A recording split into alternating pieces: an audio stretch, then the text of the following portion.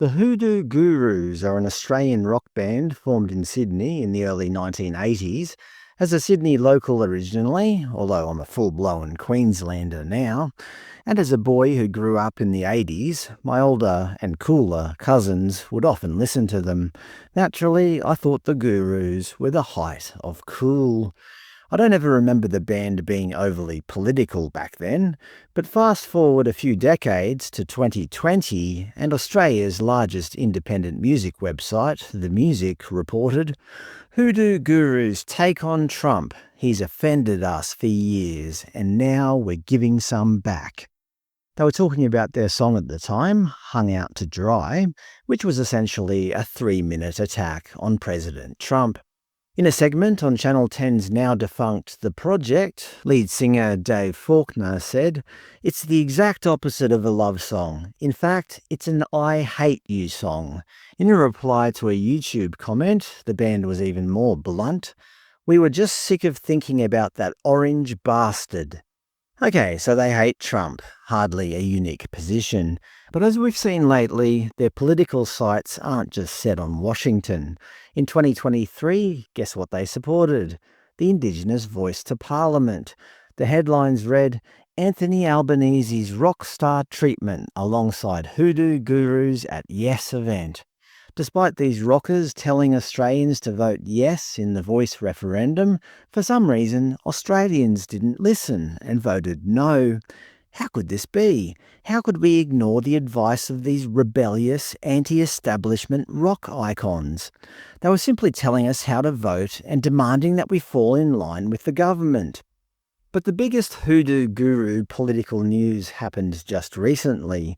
At an Australia Day event in Brisbane a few days ago, as the leader of One Nation, Senator Pauline Hanson, walked on stage, the Hoodoo Gurus' 1987 hit, What's My Scene, was played. And how do you think the band reacted after learning the news? The ABC, always looking to attack the conservative side of politics whenever they get the chance, ran the headline, "Hoodoo Gurus Dave Faulkner lashes One Nation use of hit song." On their Instagram, instead of wishing everybody a happy Australia Day, they wrote, "We were disgusted to hear that one of our songs was played by a bunch of wannabe fascists yesterday, One Nation. Like most Australians, we have always been appalled by Pauline Hanson and the toxic nonsense she spouts. This is our message to her and her followers. Don't play our music. Don't listen to our band. Do not pass go. We want nothing to do with you. In fact, we wouldn't piss on you if you were on fire." I don't know, that sounds a bit like hate speech to me.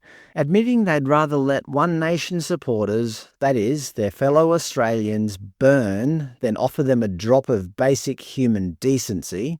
It's worth noting that according to The Conversation from today, One Nation surges into second place in 2 polls.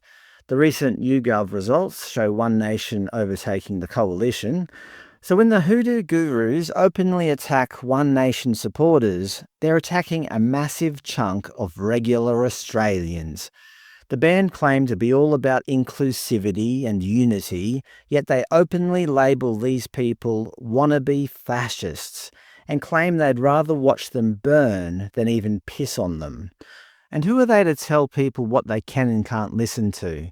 Since when is it a requirement that you must be in total political lockstep with a band just to enjoy their music? It seems like they are a band full of hate. A band that can't possibly bring Australians together. If I were them, I would have just kept my mouth shut. Or, if they insisted on speaking up, they could have said, "Although we don't agree with One Nation's policies, we believe Australians are free to play our music and are entitled to their own opinions. I'd rather live in a free country with people I disagree with than censor opposing views."